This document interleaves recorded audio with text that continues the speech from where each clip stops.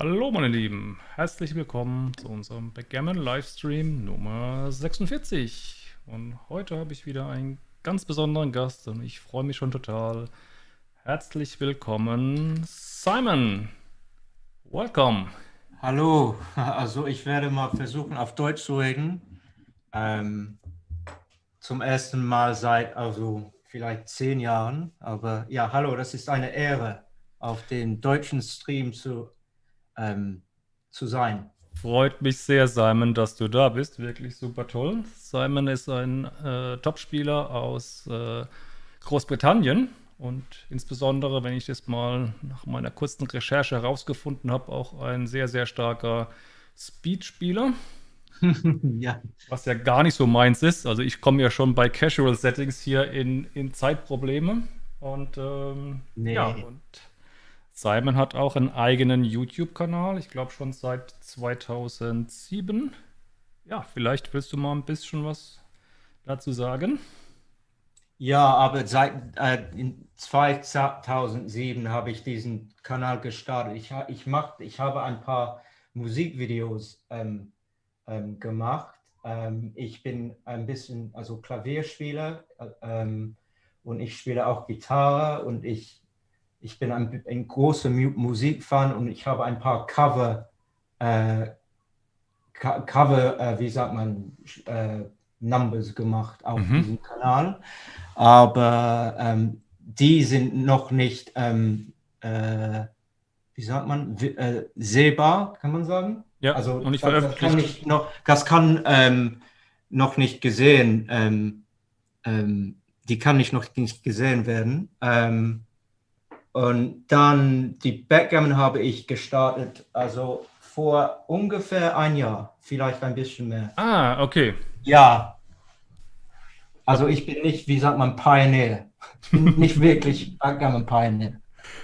Weil der Name von deinem Kanal ist ja The Backgammon Academy. Ja, Ja. Okay, so. Und machst du jetzt auch noch da, veröffentlichst du jetzt auch noch Musik auf dem Kanal oder bist du jetzt komplett. Nee. nee. Ich habe eingesehen, dass meine Talente also mehr für andere Sachen sind. Aber ich spiele Musik sehr gern. Ich habe zwei Gitarren hinter mir. Ich weiß nicht, ob meine Kamera. Ja, sieht man. Ähm, ja, ich habe auch ein Electric Klavier, was mir nicht so gut gefällt, denn das, die echte Klaviere viel besser, also Mhm. spielbare sind. Ja, So Konzertklaviere, ja. ja. Okay. So, das heißt, du könntest dann theoretisch auch deine eigene Musik für deine Streams machen, ne? Also die Streamer haben ja immer so ein bisschen das Problem, da copyright-freie Musik Genau, zu finden. genau. Und das habe ich einmal gemacht. Ich habe ein Album bei mir zu Hause, ähm, mein Vokabel, wie soll man recorded auf Deutsch? Das Wort kenne Aufgenommen. ich. Aufgenommen, Aufgenommen. okay. Und das hat mir eingefallen, dass ich dieses Musik also auf meinem Kanal spielen kann. Ich habe einen Backgammon-Stream gemacht und mit diesem Album Musik. Kein Copyright-Probleme, man kann nichts, no strikes. Cool. Denn das ist meine eigene Musik, ja. Und welche Musikrichtung ist das? Pop oder Rock Alles oder? ist wie, mein Lieblingsband waren immer Beatles, Rolling Stones, Bob Dylan, Neil Young, Wow, cool. The Who. Ja, Standard Stuff. Okay. Und ja, wie war deine Zeit in Deutschland? Du sprichst so gut Deutsch, weil du hier mal gelebt hast, ein Jahr. Ja, also das hat geholfen, dass mein Vater sehr begabt für die Fremdsprache war und er war Geschäftsmann und er hat viele Geschäftsreisen in Deutschland gemacht. Er hat auch Französisch sehr gut gesprochen, geredet. Und er war eifrig, sagt man, dass seine Kinder Fremdsprache Mhm. ähm, sprechen können. Und infolgedessen hatten wir also ab und zu, als wir im Auto waren, also auf einer Reise nach der Schweiz, hatten wir Quiz gemacht, wobei mein Vater uns Fragen auf Deutsch gefragt habe. Und das war, für mich hat das die Fremdsprachkenntnisse ein bisschen mehr interessant gemacht. Also, und nachdem habe ich gewählt, Fremdsprache auf der Uni zu studieren. Und das heißt Französisch und Deutsch. Und wie du gesagt hast, habe ich ein paar Monate in Deutschland verbracht. Einmal in Tübingen und das andere Mal in Erlangen in Bayern. Nur ein paar Monate, also nicht Okay. so viel Zeit. Ja, Aber dein Deutsch ist sehr gut, finde ich. Ja. danke. Nichtsdestotrotz haben wir vorhin schon im Vorgespräch vereinbart, wir werden ja heute wieder so spielen, dass jeder, wenn er am Zug ist, Simon und ich, jeweils das kommentiert. Und da haben wir uns dann doch jetzt geeinigt, dass es während dem Match, dass Simon dann seine Züge oder seine Gedanken in Englisch äußern wird, weil es dann einfach, ja, doch noch relativ anstrengend ist. Und ihr wisst ja, es geht hier um die Wurst. Wir wollen hier uns beide nicht blamieren. Wir wollen eine sehr gute PR spielen. Und klar, wenn man dann eine komplett andere Sprache spricht, dann das nimmt einfach relativ viel ja, Kapazität in Anspruch, ganz normal. Genau. Deswegen werden wir während dem Match dann, also ich werde auf Deutsch reden und Simon wird in seiner Muttersprache, also in Englisch, sprechen. Und die Analyse schauen wir dann. Wenn wir irgendwie dann Mischmasch, Hauptsache wir verstehen uns und wir werden Spaß haben. Ja, dann würde ich sagen, wir können direkt ins Match gehen. Das heißt, ich werde jetzt dann den Ton so einstellen, dass dein Ton, Simon, nur noch in den Stream geht. Ich höre dich nicht mehr. Und umgekehrt werde ich im Zoom dann mich muten, dass du mich nicht hörst. Und also nur die Zuschauer hören beide.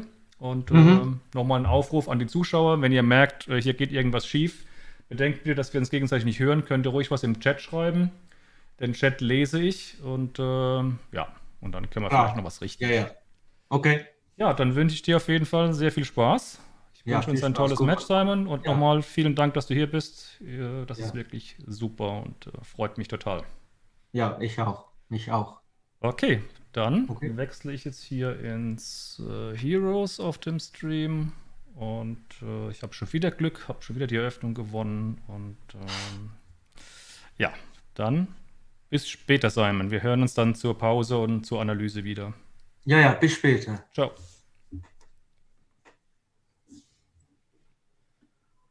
So, dann geht's mal los, meine Freunde. Heute habe ich es auch geschafft, jetzt hier mein Mikro gleich zu muten. Das ist ja gegen Thorsten schief gegangen. Ja, 5-2, das haben wir ja früher nicht gewusst, aber 5-2 ist splitten deutlich besser als 13-11 zu spielen. Das war vor meinem Comeback noch in den 90er Jahren noch ganz anders. Right. So no one ever comes down with the 2. And I never do that. So I always play 24-22 with the 2.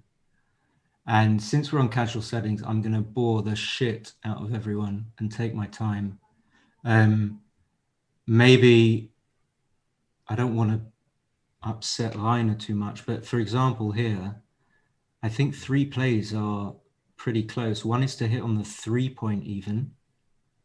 That might be the third best. Then 13-8 coming down to the 8-point is kind of normal, but then splitting as well from the back. I usually just play 13-8. What do I think the play most likely to be correct is? I don't know. If I'm playing to try and make 0 mistakes, yeah, I don't know. So I'm taking way too long. My mouse is just disconnected. So let's just do this. Awesome. Ja, vielleicht kein leichter Öffnungszug, wenn man ihn nicht auswendig gelernt hat.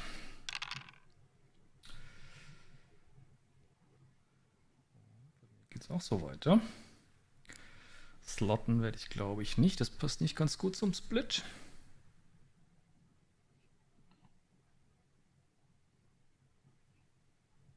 Ich denke mal, ich werde hier einen schönen Bilder runterspielen.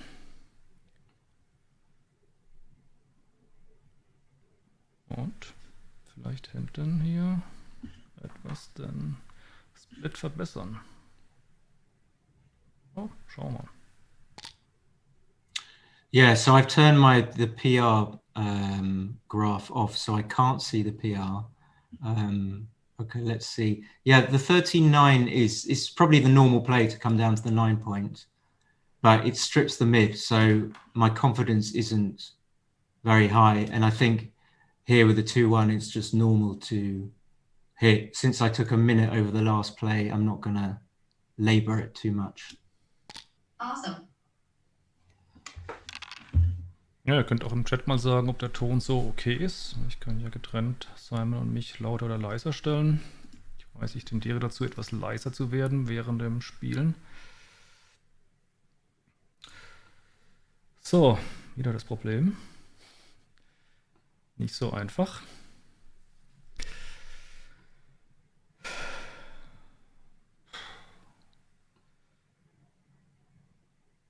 Ich tendiere jetzt zu mit der 5 einsetzen und hier sowas zu spielen. Sagen wir so, wenn ich mit der 5 einsetze. Ja, durch den Split ist natürlich der Treffen jetzt hier 7er und 8er. Das heißt, es sind 12 Treffer. Das ist ein Haufen. Also wirklich wie ein direkter Schuss. Und wenn ich wieder 1 einsetze, wo fahre ich dann die 5? Ja, ich kann natürlich jetzt hier die 1 einsetzen und hier schlagen. Mit der Idee, dass wenn er dann eine 6 wirft, 2, 6, 4, 6, dass die nicht zumachen.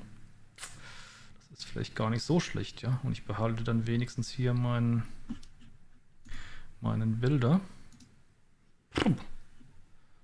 Finde ich gar nicht so einfach, ehrlich gesagt.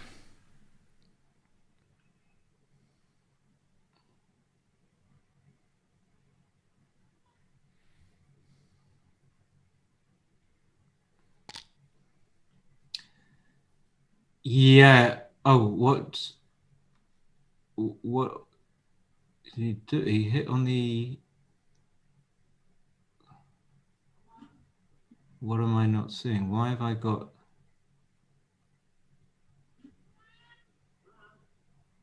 Oh, right, I'm black. Okay, forget my... okay. Right, okay, I'm back. I didn't have the right position on. So yeah, I wouldn't have hit on the ace point. So now the 1-4 is a very good roll because it hits and covers. Awesome. Ja, Knu wollte, dass ich mit der 5 einsetze und 9-8 spiele. Okay. So, 5-6 eingesetzt und wir sind hinten. Das spricht nicht unbedingt für 2014. Da sind wir ja immer noch 11 Pips hinten. Aber was ist die Alternative? Wenn ich das nicht tue, muss ich 9-3 spielen, Doppelschuss, oder 8-2.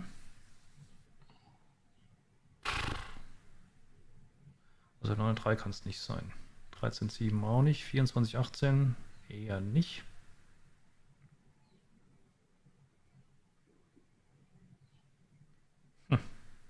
Also 8-2 jetzt hier anzufangen zu schlagen, wenn der Gegner das stärkere Heimfeld hat. Und so kann ich wenigstens mit 5 und 4 zurücktreffen, falls er jetzt einen indirekten hier landet. Ich finde das schon wieder nicht so einfach hier, ehrlich gesagt.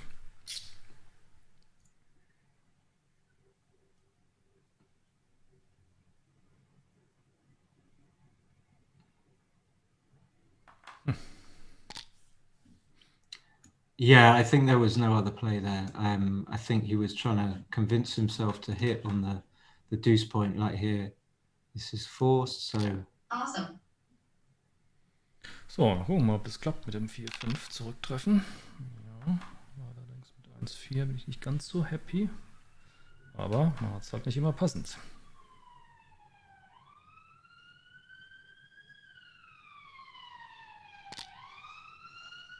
Yeah, so as far as cubing concerned, this isn't like a cube yet, but just to talk about like when,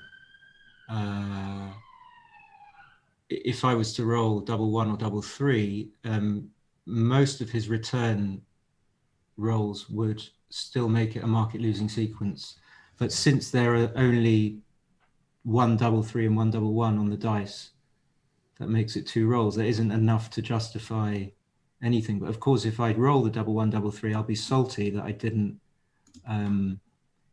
double. Now here, I don't desperately want to make the 22 because he's likely to make the 9 point, which is 6 away from the 22 point. But I don't think I can take the risk of not making it. You see, it does offer some protection. Awesome. Ja, stehen wir schon ganz schön hier in der Klemme. Ich würde natürlich gerne hinten eigentlich splitten. Punkt, bleiben wir hinten gesplittet. Ja, den 3 Steinen auf der 24 ist nicht schön. Das würde ich gerne vermeiden. Er trifft jetzt hier mit der 6 und der 2. Wenn ich jetzt hinten splitte, kann ich nur einen verstecken. Das heißt, wenn man 3 auf der 24 hat, ist eigentlich schon das direkte Verlangen zu splitten. Dann müsste ich hier so etwas machen vielleicht, ja. Aber da treffen auch immerhin 6er, 3er, 5er.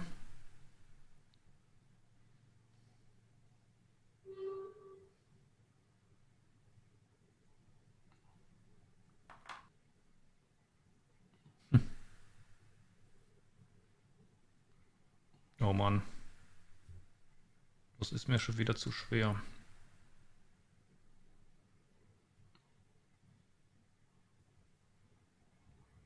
Definitiv. Blunder Potential.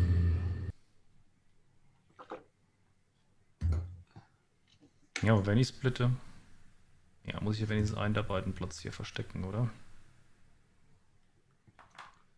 Also ist es, wenn ich splitte, ist es der hier.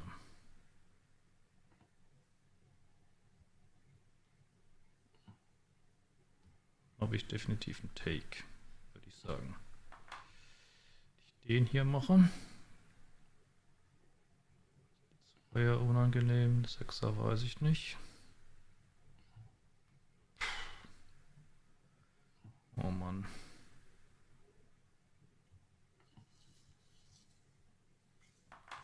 Ich entscheide mich mal für etwas Struktur, auch wenn es weh tut, da hinten die nicht zu splitten. Yeah, I'm glad that Reiner made that play. I mean, to leave a 6, to leave me a direct 6 as well as 5s and 3s to make the point on his head is too much. And so now, I mean, the other way it might have been a close no double. Here it's like a big no double. So it's got to be better for him to put himself in a position where he's not going to get doubled. So I want a 6-5. I could come out, but I think I have to just make the deuce. I don't really want to because it's an overshoot of my position. Awesome. So, hier sich hinten bewegen kann. Kann mich bewegen.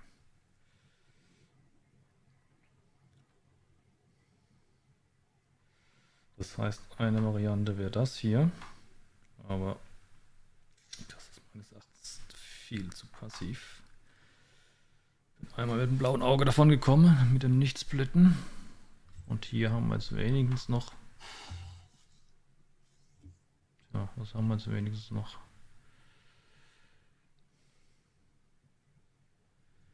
Sechser, Dreier, Fünfer.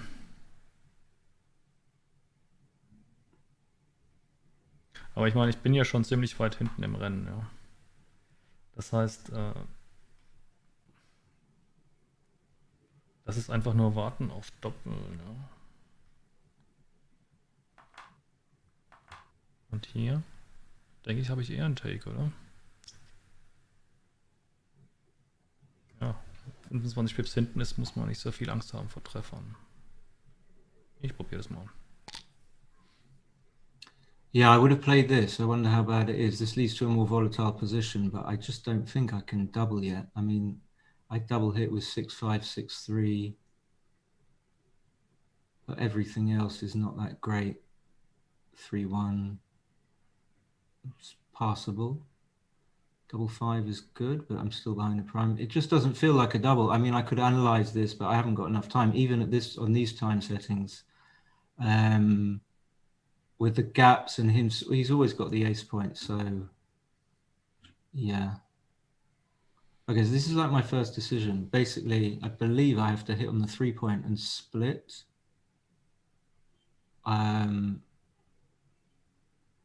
So if I don't hit, he's just going to make the point, right? So we don't want that. We don't want him making the 9-point or the 4-point or the 5-point. So this is the 5 for sure. Then this is difficult. So what's like a better improvement? Let's say he fans and I'm back on the 22-point. Well, it's probably a double pass anyway. So maybe I don't need to do that to get a double pass on the fans. Having said that, if I play 13-11, then his 5-6 is a lot more painful for me than if I play 22-20. Double 3 is a consideration.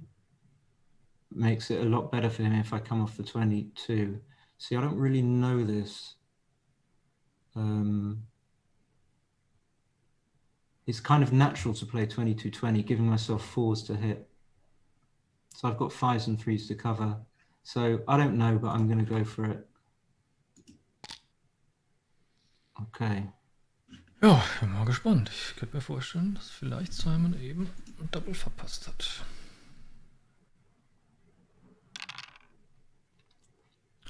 3-1 auf jeden Fall schön. Und wir können jetzt kämpfen. Lucky. Okay, so that's what happens when you split. You get hit twice. So there could be some, probably not, if I just manage not to fan. Okay. Very lucky. Ja, das wird ja ein spannendes Spiel. Auch bestimmt interessant für die PR. Aber wir spielen jetzt so sauber wie möglich, denke ich mal. Lucky. Okay, yeah, I mean, I was leaning towards making the 9, but if someone wanted to play this play in a short, I would have played it. Okay, so I've got nothing. He's got the anchors. I have to hit, surely, and not really think about it. Stop him making the 5. Awesome. Ja, Knu wollte eben hier den 9er-Punkt machen, statt 9 auf 5 schlagen. Ich bin gespannt, was XG dazu sagt. So, jetzt können wir hier schlagen und auf der 5 schlagen. Ich denke, es ist besser hier auf dem gegnerischen Achterpunkt zu schlagen, um einfach da die Struktur da wegzunehmen. Und wenn er den Achterpunkt macht wieder, das wäre schon ärgerlich für mich. Oder nicht ganz so schön.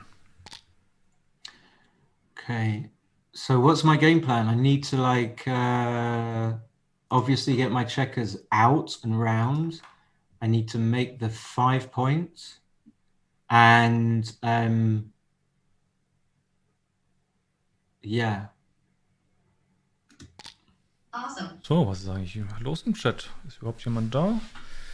Patrick ist da, hallo, das habe ich gesehen, aber ansonsten niemand da.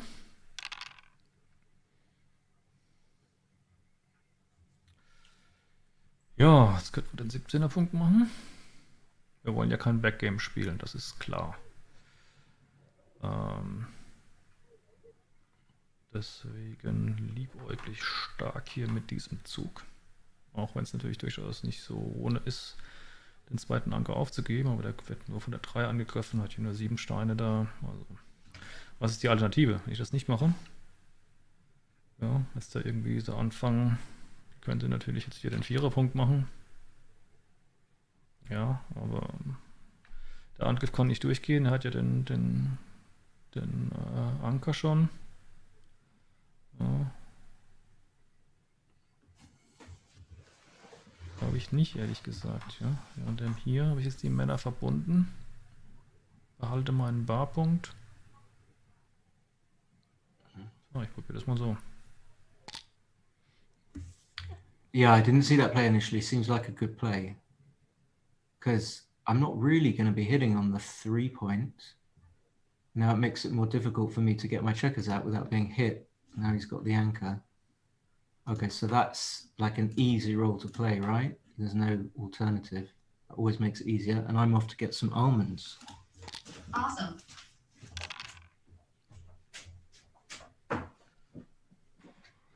So.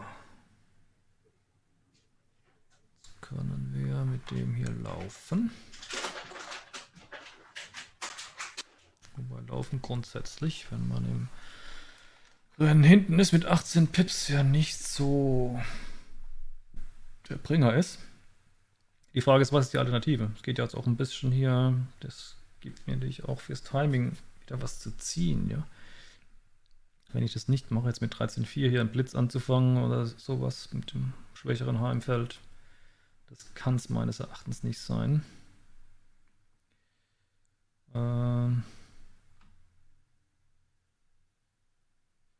Ja.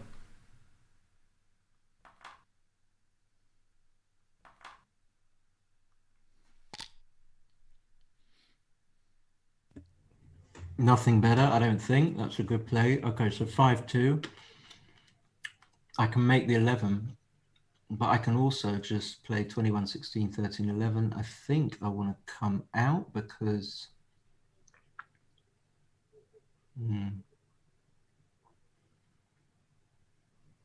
My instinct is to come out, but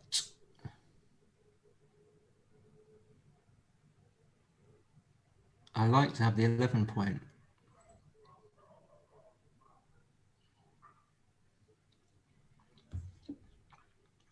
How am I going to decide? So he doesn't really want to break his 17 point to hit me on the 11 point, but he will love to roll a 6-4 and hit me on the 11 point. If I don't come out, I might get primed. I'm just going to go, you see, I'm going to go for my instinct play, and it could be close. Could get another yellow. Hallo Ja. Arthur, hallo Jürgen, schön, dass ihr wieder dabei seid.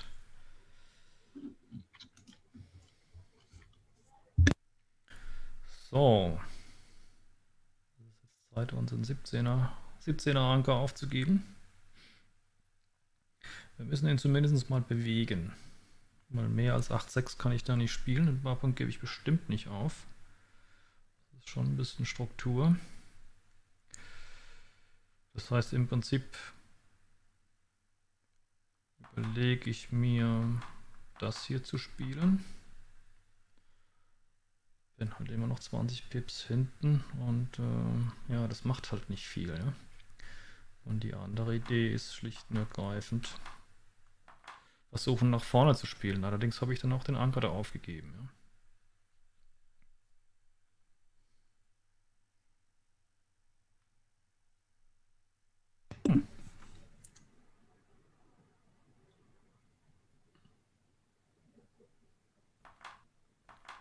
Das hier aus.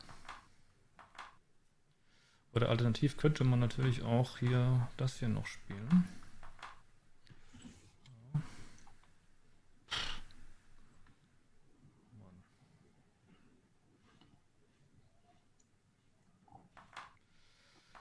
Ja, wenn in doubt hit, oder? Wir versuchen mal das nach vorne zu spielen. Warum denn nicht? Yeah, I'm not sure how close he was to not hitting, but why wouldn't you hit? You're behind in the race. There could be more. There could be more to it, of course, but without having, you see, even having 21 minutes is not enough to completely dissect the position. So here, again, by elimination, I mean, I could play 2016 twice here, but I think I want the 9 point. And again, natural play is to make the 9 point. and I've always got the man on the 21 I can come out with. So I would never make any play but this, but let's see if this could be wrong. Awesome. Hui.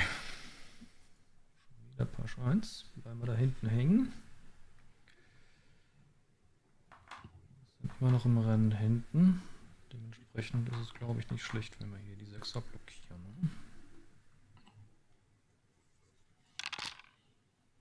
So I got some tricky rolls here. It's a tricky position. Like I've got 2 anchors out there. You know, what do I do? Which one do I break? When? Like now. So, of course, I'm coming off the 21 with the 16. And then the question is, what do I do with the 4? So it looks like I'm going to slot. I mean, if I was just playing a speed match, I would just play 21, 16, 9, 5 and not think about it. But because you can think, it's almost it's a blessing and a curse. It's like you can think yourself into a shitty play. There are alternative plays like, well, of course, I think the 5 we agree is going to be forced. It's that. And then coming off the 20 seems like a bit suicidal, leaving 6s, 3s and 1s. However, getting hit on the 5 point is no fun either, but I mean, we have to do it. If we get missed, it's good. Awesome.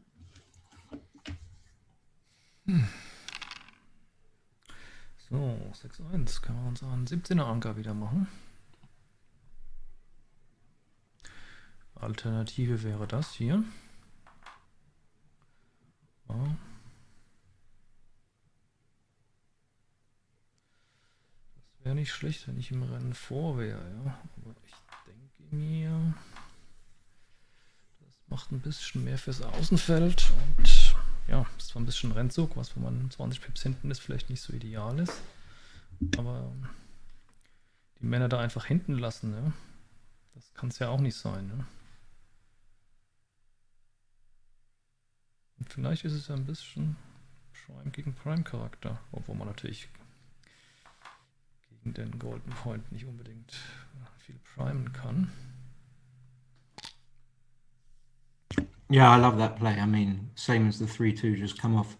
Like now it makes it even more difficult for me to bring my checkers round. If I want to make the 5 point with a 4, I'm going to leave a shot and he's going to hit gladly with any 1, I believe. So it makes it more difficult for me.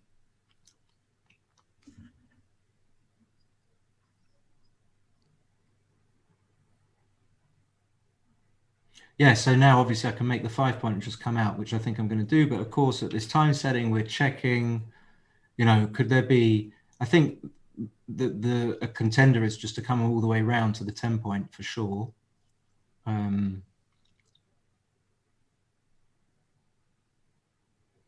I think the 5 point's more important. But again, you know, it's like, I couldn't bet my life on it. If I'm going to do this, I'm going to come out, not hit on the ace point. I don't think there's any point doing that. I'm just going to do this. Let's see. Awesome. Lucky. Ja, ich denke, ich sollte vielleicht auch mal versuchen, ein bisschen schneller zu spielen. So, wir können jetzt hier schlagen. Ja, Einser sind dupliziert. Wir versuchen nach vorne zu spielen. Die Alternative wäre hier hinten rauszugehen.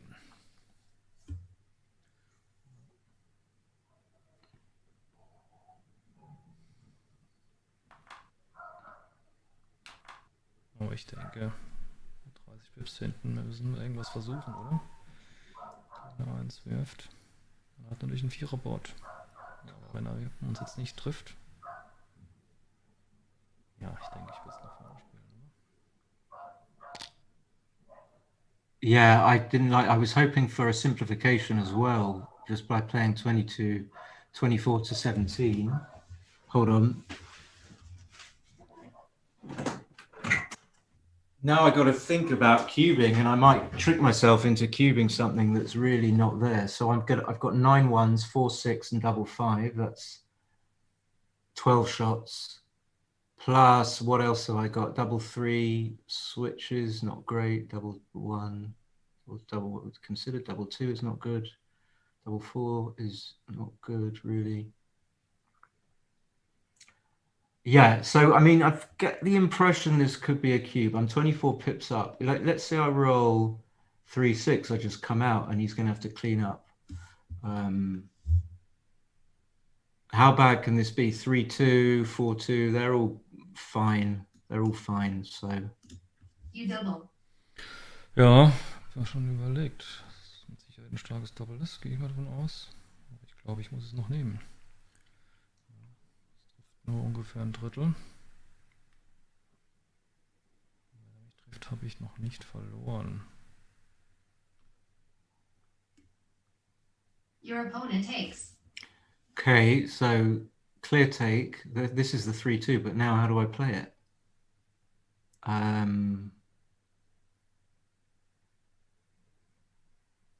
If I come up to the 20, then I just leave needless shots, and I've still got 6s to escape here. The only thing that coming up to the 20 does, if I get missed, I have 5s and 4s to come out. But no, so for example, if he rolls a 5-1 now, I'm in a lot better shape, surely, just by staying back. So unless I come in on the 23, which would be silly because I don't want to play a 3 to the 13. So I'm going to do this. This looks strange. It feels awkward, but this is maybe why it wasn't a cube. Awesome. Das Take war auch nicht so gelungen.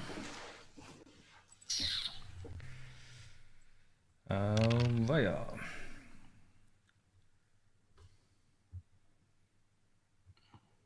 Wahrscheinlich. Weil wenn er mich nicht trifft, ich auch noch Probleme habe, meinen Kram wieder aufzuräumen hier.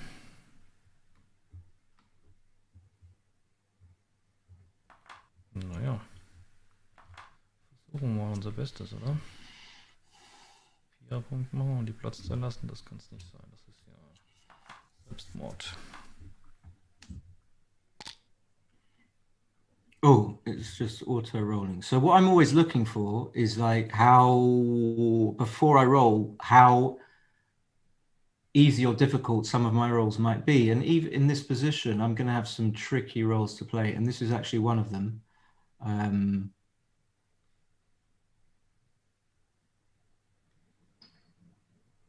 So I can't really come up to the 20. So that temptation isn't going to screw me over, because if I do, I don't have a 1 to play. So it feels like I can only play 16-13. I mean, I would play this in an instant, again, same comment, in a speed match, but you know, I'm just checking.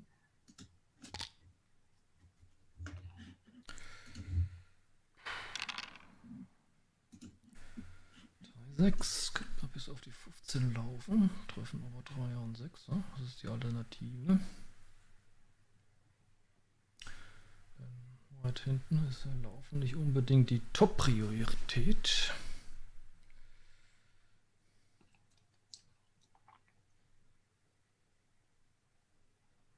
Auf der anderen Seite muss ich sonst ja einen zweiten Blot hinstellen, ne? Aber das ist immerhin der 5er Punkt und die 4er Prime. Ne? Was soll man sonst machen? Ja. Die Treffer sind einfach zu stark. Ja? Und ich habe auch nicht. Bin ja auch noch hinten im Rennen zusätzlich.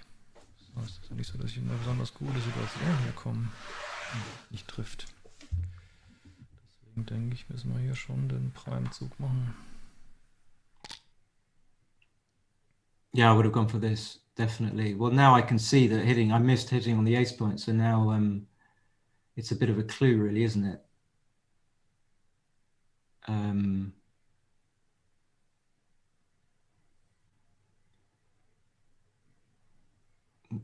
Especially because I can pick up that block. So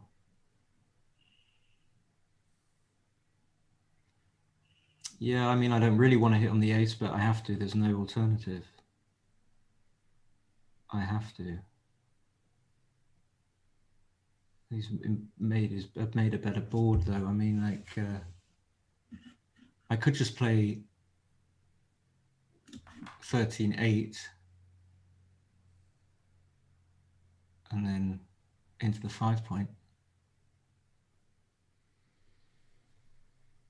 Hmm.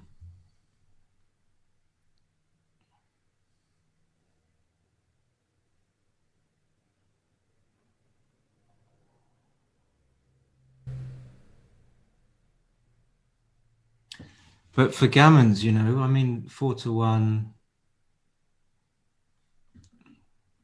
Okay. Awesome. Haben wir nochmal Glück, dass wir hier eine 1 haben. Ich denke, 8-3 wäre ziemliches Overplay, könnte ich mir vorstellen.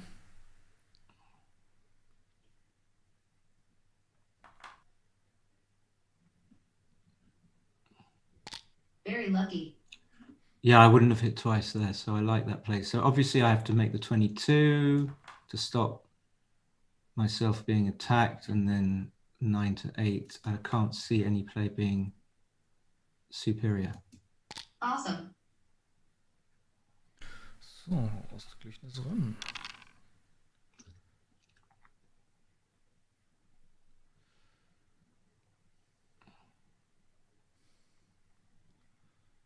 So, die Frage ist, gehen wir jetzt hier vor. Das ist halt relativ gefährlich.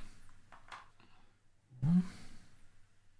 Weil er da relativ gerne mit 5 und 6 angreift.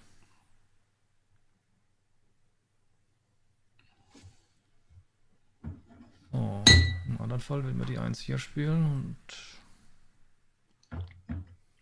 jetzt können wir hier slotten.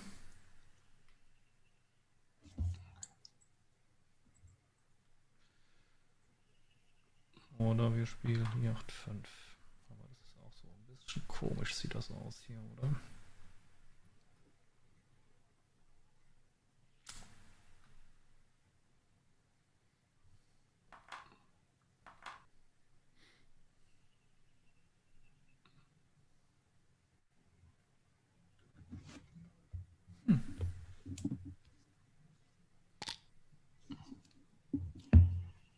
Yeah, that's too much to slot there. I think I just would have come up. Okay, so what about me?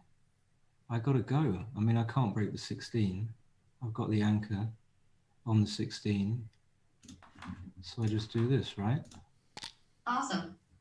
Tja, das war wieder übertrieben, ne?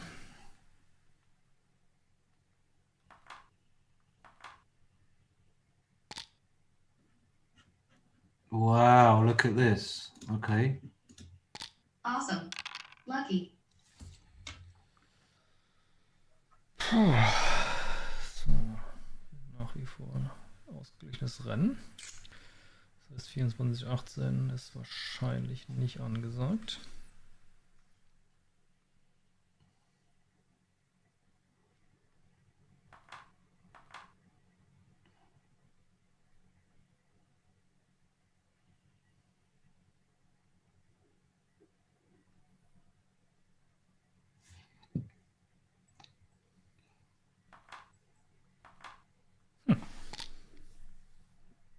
I think I would have just come out, right? Anyway, this is easy. Awesome. Jo.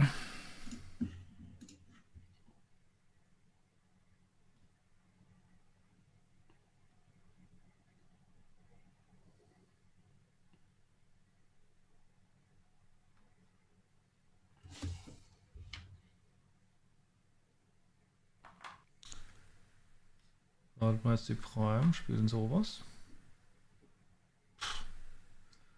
Oh Mann.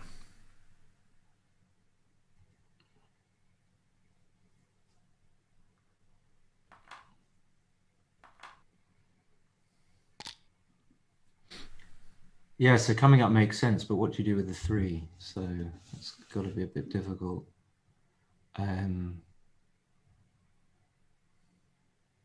So I just need to bring this home safely, really. Obviously not slotting the bar.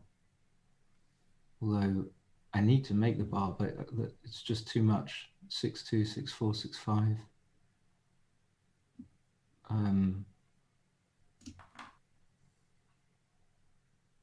So, like, do you stay back on these? Do I stay back on the 11, or do I play 6 to 5? I mean, it seems shitty to play 6 to 5, so I still get shots on the 6-4, so I'm going to do this. Fine. Hallo Markus, schön, dass du da bist.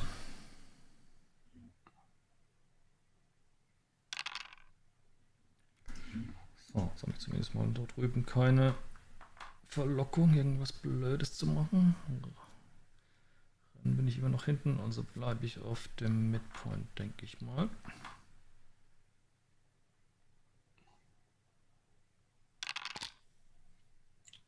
Okay, that makes the ace point. Okay, this is very good and definitely potential for me to fuck this up.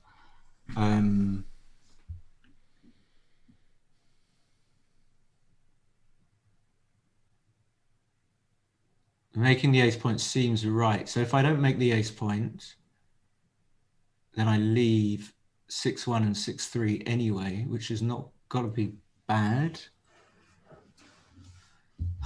Yeah, I mean, what else? What else? And I win so many more gammons, surely, if I make the ace. I mean, I could play 8-3-3 and 10-5, and then I've still got a problem. So, prepared to be wrong. Awesome. Lucky.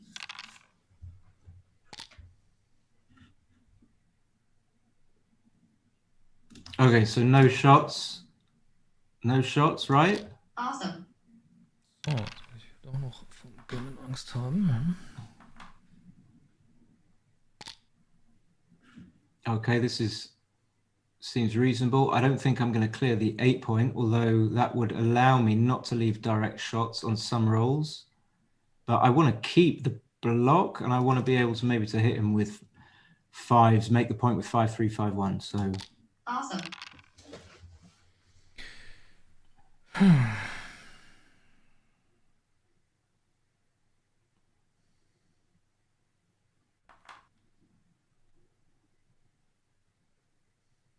Ja, aber es hinten rausgehen. Und quasi komplett aufgeben. Nur wegen der Gammon-Angst. Nee.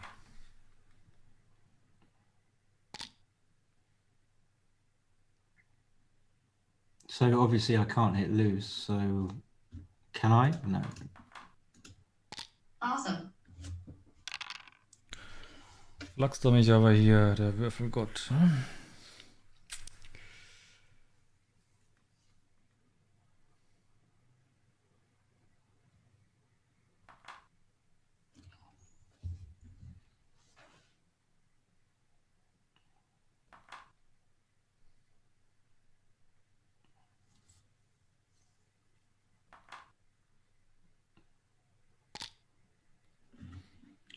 Four, 3, good roll. Awesome.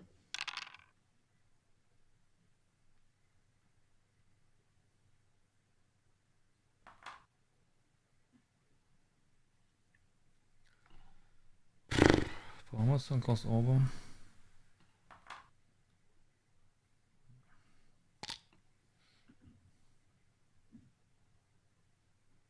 Well, 5, obviously 5 off is forced, effectively. And then I don't know the 3 here. Could be close. I mean, my thinking with this is if I roll 6, 6, 5, and even 4, I just want to be able to take 4 checkers off and not leave a shot. And if I don't roll 6, 6, 5, 4, I'm still pretty good. So I can't be that much worse off in the other variations. Awesome. So, 6 hier und...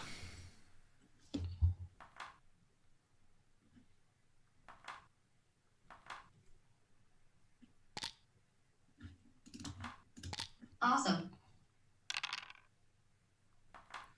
So, warten wir noch einmal ab, ne?